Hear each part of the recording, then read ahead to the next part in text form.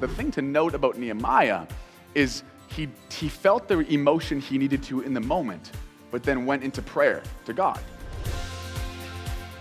I've noticed lately that I could probably go in multiple different areas right now, that life always caters to our comfort. Let's take one example, just the fast food industry, for example, okay? Think back, I'm sure many of you have experienced actually this evolution of fast food in your life. I know I have not experienced some of the cool things way back in the day when you would just you had drive-in and all those different things that we experienced. But let's take you through the evolution quickly of fast food. Back in the day, you pull up, you get out of your car, you walk into the restaurant, you sit down with your family, with your friends, by yourself, whatever it is, and you eat a meal. Your waiter or waitress comes up, brings you your meal. Fast forward a little more, and like I said, the drive-in takes place.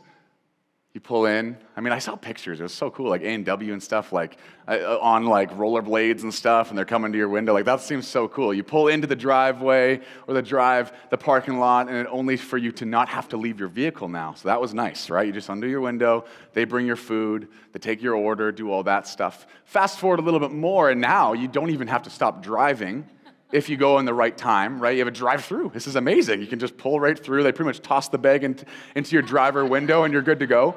You really hate when Starbucks does that to you because you have stuff all over. No, I'm just kidding. But you go through these drive-through, and everything is getting so much more convenient. And the other day, I was in a fast food restaurant, and there was probably more people waiting to grab what they were delivering to other people than there were going there to eat. There's delivery drivers like this order I'm delivering over here. So fast food has gone from you sitting in a restaurant all the way to you driving through to now you just stay seated at home, wherever you want. And now the fast food is now being delivered. Why? Because we live in a world, and this goes on multiple areas of our life, that caters to our comfort. There's money to be made if you can allow someone to continue sitting comfortable.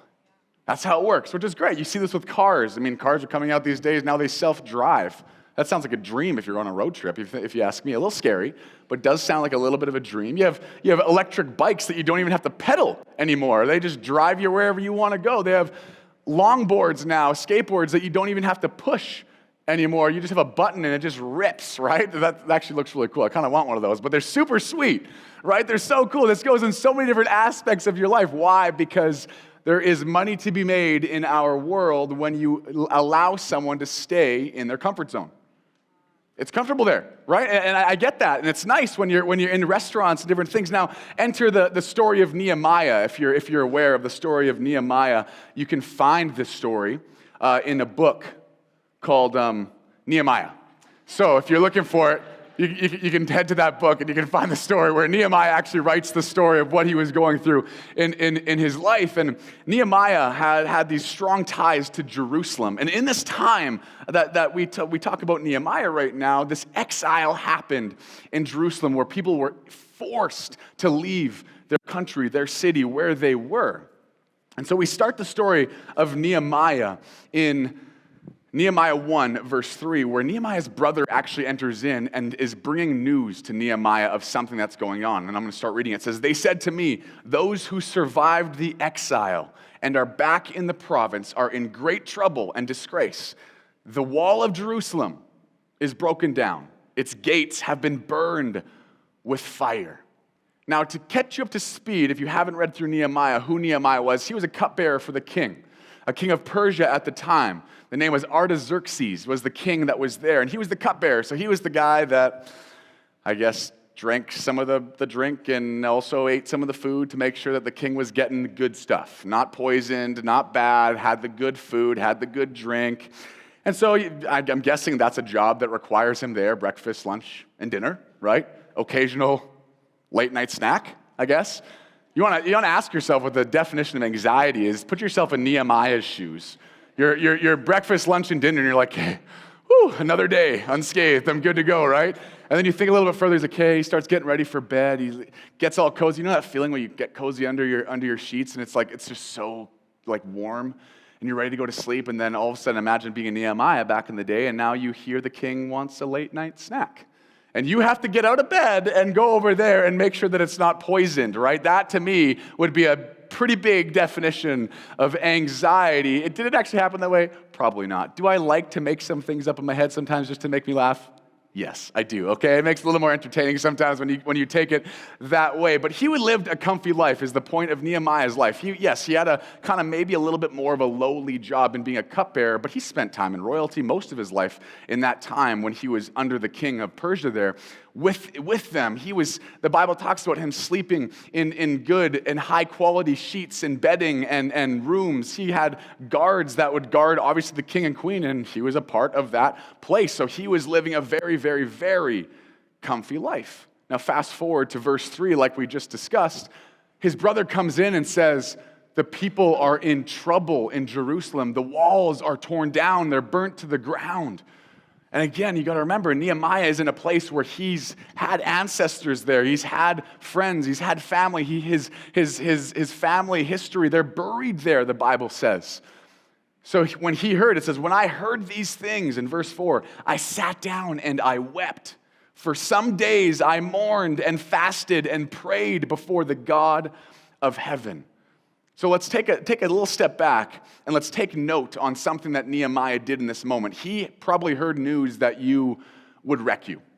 To him, it's his place that he was before. It was his comfort of Jerusalem, knowing that any person could come in. When the walls of a city are torn down back in the day, your first line of defense in keeping people from taking you over is gone.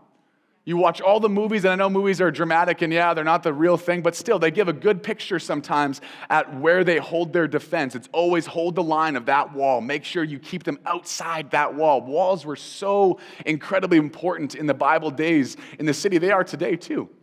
If your relative, someone you love very dearly, called you and said, someone just kicked my front door down, you wouldn't go, oh, okay, sounds good. Yeah, I'll come by tomorrow, and we'll fix it. Like, no, their front door is kicked down. Like, they don't have a front door anymore. If you leave that too long, you're allowing anyone who's walking by the opportunity to come in, the opportunity to hurt you if you want to be hurt, the opportunity to steal from you. The same thing of what your front door of your house is right now in a very small sense is what these walls of a city did back in the day. So when they were burned down, when they were broken down, you are in a very tough place. So obviously Nehemiah was hurt. He wept, it says in the Bible, because he didn't know if the people that he loved out there were still safe. And so it said he wept and then prayed. There's something to note of how he responded. He responded much like many of us respond to things that we weren't ready for. We have a deep emotional response, whether it's weeping, whether it's anger, whether it's frustration, whether it's sadness, maybe happiness to some news. It's an emotional response, but the thing to note about Nehemiah is he felt the emotion he needed to in the moment, but then went into prayer to God. See, so many of us don't skip to that prayer, that we just stay in the emotions forever to the point where we are actually starting to doubt God's plan, his faithfulness for us, because we're so cooped up in what we think about, even though what you think about might not be true. But the emotions you're feeling are taking over you. Nehemiah wept. I think it's great. Emotions are amazing in the world that we live in. They allow you to empathize. They allow you to sympathize with people. They allow you to not walk around like a robot and have no emotions. No, emotions are great. But too much of emotions where you stay in them too long and it starts to ruin a lot of the avenues that God had for you in your life because you're so cooped up in that where you start to actually not even believe in God's faithfulness for you. See, Nehemiah felt the feelings, but then he went to prayer. Why did he go to prayer? Because he didn't know what to do. He wanted to be guided. I don't know what to do. This is something I was not prepared for. Welcome to life. There's a lot of things that happen in our life that we're not prepared for, yet we just sit in the emotions, and then we wonder why we handle the situation so terribly. Well, it's because we're emotionally responding, not responding within prayer. So Nehemiah, actually, something to note, a very sub-point of my message today, is that he felt the feelings he needed to in the moment, but then went to prayer to make sure that he was aligning his thoughts, who he was, what he was about to do with what God wanted. See, Nehemiah was so distraught when he heard about that because of his ancestors being buried in Jerusalem and obviously friends and family that he's known there and when he was there. See, the walls of Jerusalem were torn down. But Nehemiah prayed. And you know what the answer that he got? Go rebuild the walls. This is not just get in your excavator and drive over there and build a wall. This is like you're uprooting your entire life. You're going somewhere that you don't know what is going on there. You don't know if there's people there. You don't know if, like, this is olden days. You can't just call them up and say, hey, I'm going to be there in a few days. Are you guys there? No. This is a journey that you take of just complete unpreparedness, almost. So out of the comfort of his life, like I said, cupbearer, sure, but he was living in the kingdom with the king at the time. So you know that he was living a very comfy life, but he felt called to go to rebuild the walls. You fast forward a little bit more, and he has to talk to the king, and so he starts praying to God and saying, hey, just give me favor with King Artaxerxes, because if he doesn't allow me to go, I don't know what I'm going to do. And so in the presence, it says Nehemiah walked up to the king, and the king knew instantly that Nehemiah was in a little bit of distress. He was sad. He said, like, I'm going to paraphrase, you have a sad face. Why such the sad face? And Nehemiah, again, you're kind of worried of how you respond to these kings, because you don't know what they're doing. You don't know what they're going to say. You don't know what their kind of emotional state is sometimes, it seems like, when you read some of these scriptures. And he just said, I just found out about Jerusalem, essentially, and I feel like I need to go help rebuild. And so the king says, go rebuild. Go for a time, get it figured out.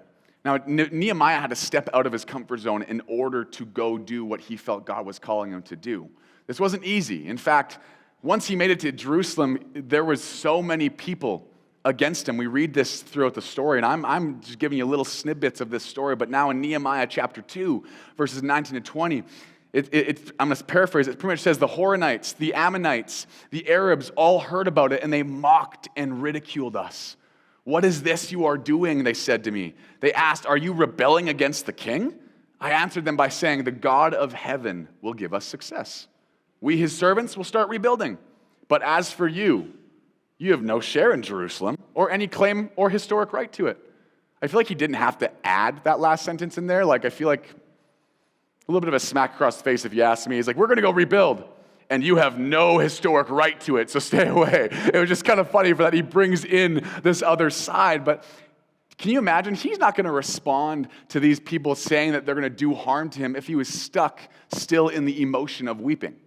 Because if he was stuck in the emotion of weeping still in that moment, he wouldn't have had the confidence to realize that his strategy is going to work because God called him there. It was only when he stopped weeping, he got up and he realized, yep, this is something that affected me, but now I want to make change. Now I want to step forward. Now I want to step into where God's leading me and start to provide something that I feel will help others in this moment in Jerusalem.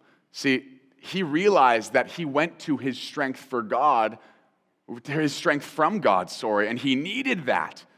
I don't think you say that last verse, but as for you, you have no share in Jerusalem or any claim or historic right to it. You don't say that unless you're confident in the strategy that you've made because you've stayed close to God. Nehemiah and the people he led in Jerusalem started to rebuild every bit of the wall, multiple sets of gates around this city. You know, oftentimes in my life, I find myself in situations, and I'm sure you find yourself in the same situations, where you wish someone would do something. You wish someone would speak up. You wish someone would stand up. You wish someone else would get out of their comfort zone, handle the situation, so you can just still chill a little bit. See, it's easy to ignore. It's easy to see something as not your job. It's easy to feel like someone else can do it or take care of it, but God puts these gut feelings in you for a reason. He does. But so often we ignore our gut feelings because it forces us to leave our comfort zone. That's it. It's the only reason we ignore it. That's it. Just to leave our routine, leave our comfort zone, the place we enjoy most. If you have a gut feeling that God is calling to talk to someone, you better believe that he'll give you the words to say, he'll give you what to do, he'll give you the actions, he'll give you the confidence, he'll give you everything, but he's not going to force you to go do it. And that's where that first step, that sometimes is a hard step to go do it, that's where your entire life begins to have a completely different trajectory because you just made that one step. And once you take that one step, that first step's the hardest. When you first public speak, you know what's the line's the hardest? The first line. That's it. You're nervous. When you're nervous for up here, you're losing sleep the night before if you don't do it very often. And you're sitting in the front row and you're like, okay, I'm about to go up. And when you go up, your first line, everything goes, and you're able just to be yourself. That's the same thing with everything in your life, the gut feelings that you have. The second you take that first step, your anxiousness, whatever it is, your worry starts to deplete, and God starts to take over. It's absolutely amazing. I was talking about fast food. I was standing at a coffee shop, and I did mobile order because it's convenient. And 10 minutes before I got there, I walk into the place, and I did it 10 minutes before I got there. I mobile ordered, and I stood waiting for my drink for 15 minutes. Like it was 25 minutes, and I was like, holy, this is a really, really long time that I'm waiting here. And there was 10, 15 other people that were doing the same thing. And I'm someone that's like, look, I made my bed, I got to lie in it. Like that's just, I should have thought that everyone wants coffee in the morning, right? Like, and here I am. So I was like, I'm not someone that wants to make other people's days worse. Sometimes my day becomes a little bit more stressed, a little bit more rushed, a little bit more hurried, but I just accept that. But there's one other person that was standing there, and he looked a little bit too cool for school in the moment that he was standing there, and I was like, in my head, I was like, this guy's like for sure not happy that he's been waiting the same amount of time that I have been. And so they hand him his drink finally after waiting for 10 minutes, and this guy's like, has this been sitting back there the entire time? I'm like, oh my gosh. I had never had to bite my tongue harder in my life. I bet you I made it bleed. I was like, I want to say something so bad. Like, I'm not going to say anything rude, but just take your coffee and get to your car, okay? Like what else do you need to say in that moment? Like, come on. Like, I'm like, what is going on? And this guy leaves. What that guy doesn't realize, though, is, and me studying a little more of this, they say that it takes 5 positive interactions to negate one negative one. One negative one. And that means that, of course, I could say anything I want to you guys right now. I could judge you. I could make you feel completely small if you allow me to. And I could be a negative interaction for you. But if you respond to me in a positive intent and you continue to make that interaction with me positive, at least on your side, that sets your day up. Unfortunately, that guy probably went into traffic and he started driving, and then something else made him angry, and then something else made him angry, and then when he got to work, I'm sure his first communication with someone at work was also a little bit on edge, and that just continues to go. It continues to build on itself, but if you choose yourself to go, no, I can be the leader of my life, I can choose that I'm not going to allow this negative interaction to allow me to respond negatively. Instead, I realize that these people behind as baristas are making coffees more than I could ever even know. Like, it's like coffee, and then mobile orders, and then drive-through, and then this. Like, they're living a stressful life in that moment just to bring me my $4 cup of coffee so that I can go to my work. Like, all of us are in our own journey and in our own places, but we have the opportunity in order to speak into someone's life and contribute what we want to leave for them, right? Otherwise, when we're dead and gone, what have you left someone? Yeah, you can leave them money, sure. Yeah, you can leave them grandkids, sure. You can leave them whatever it might be. All these things that you buy people. But the one thing that I've noticed in all the people that have died in my life and passed on, the one thing I always remember is how they made me feel and how they made others feel. It's always the contributions that outlive you, right? We're back to the story of Nehemiah right now. It's like he was an ordinary man. When you get caught watching all these superhero movies, you always see that they're constantly picking the ones with superpowers and extraordinary people. And it starts to paint a picture for each and every one of us that we need to be special or different in order to make a difference. You don't. The only difference between you and Nehemiah is the willingness to step out. That's it. And the fact that he had a relationship with God. This brings us back to the story of Nehemiah. And it says, in verse 6 on chapter 4, it says, so we rebuilt the wall till all of it reached half its height, for the people worked with all of their hearts. But when Sanballat and Tobiah, the Arabs, the Ammonites, the men of Ashdod heard that the repairs to Jerusalem's walls had gone ahead and that the gaps were being closed, they were very angry. They all plotted together to come and fight against Jerusalem and stir up trouble against it. But it says in verse 9, but we prayed to our God and posted a guard day and night to meet this threat. In verse 12, it says, when the Jews who lived near, they came and told us 10 times over, wherever you turn, they will attack us. 10 times. Like, come on. 10 times, that's a lot. I mean, tell me once, and that makes sense. But 10 times, and now it's like, okay, I need to be quiet. Like, I realize they're coming to attack us. I realize that, but this is just getting a little bit too much. In verse 13, it says, "Therefore I stationed some of the people behind the lowest points of the wall at the exposed places, posting them by families with their swords, spears, and bows.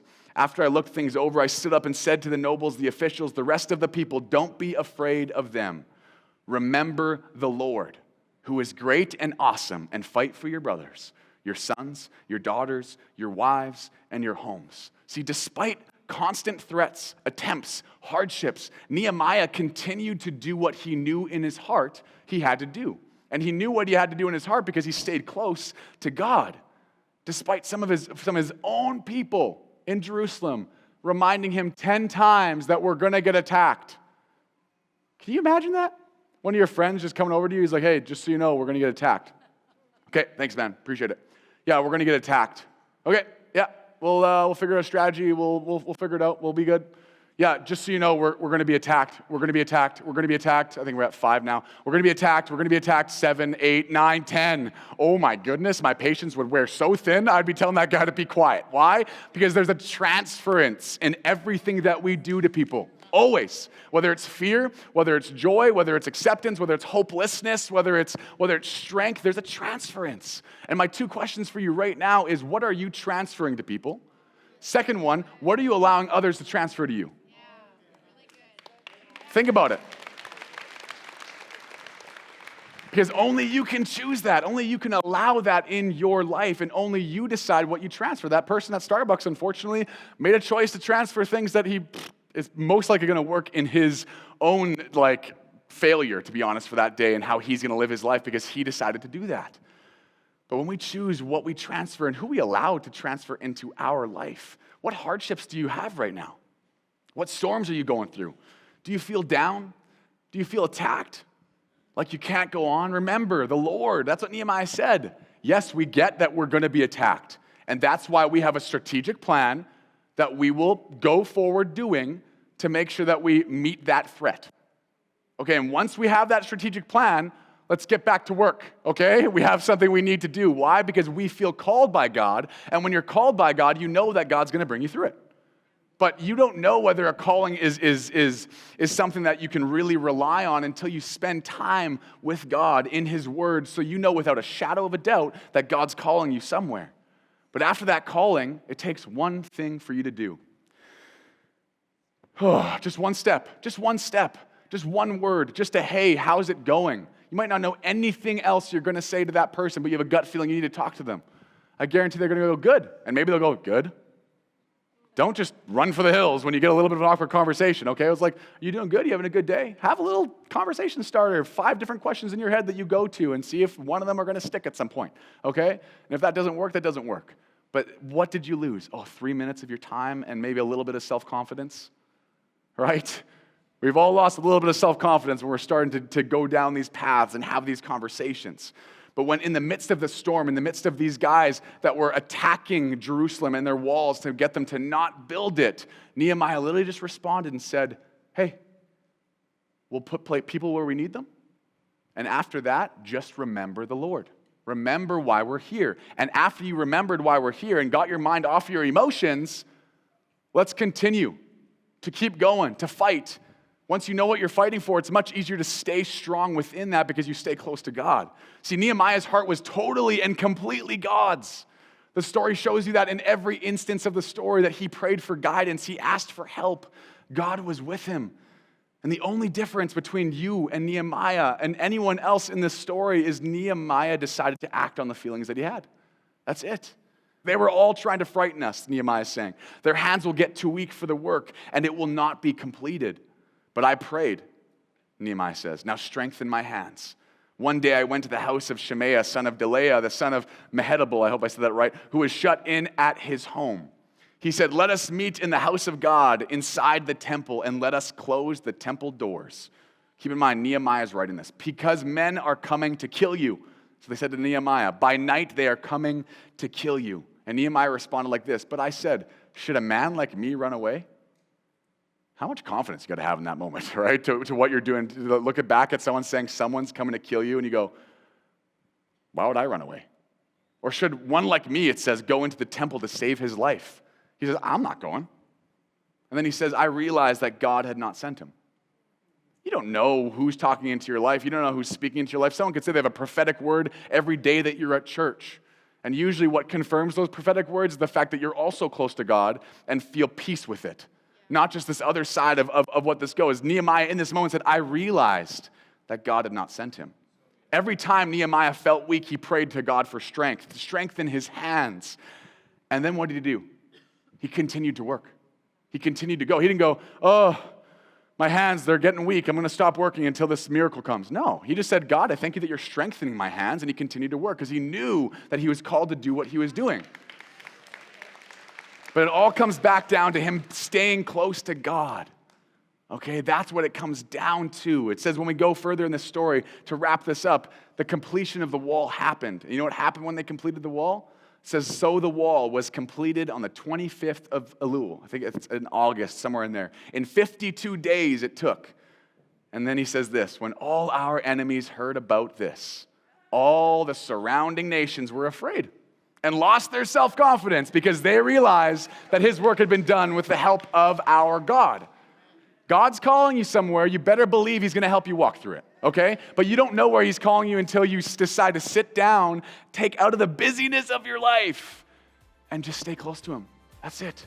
You just stay close to God, and it's absolutely amazing what happens. Nehemiah made a huge difference in the then-known world. Why? Because of two things. He had a heart for God and a willingness to step out of his comfort zone. Isn't it great that it wasn't like he had superhuman strength? It's like, okay, well, I can't do that. No, there's two things that he chose. That's it. That's all it is. What's stopping you from doing what God has planned for your life? Most likely, your choice.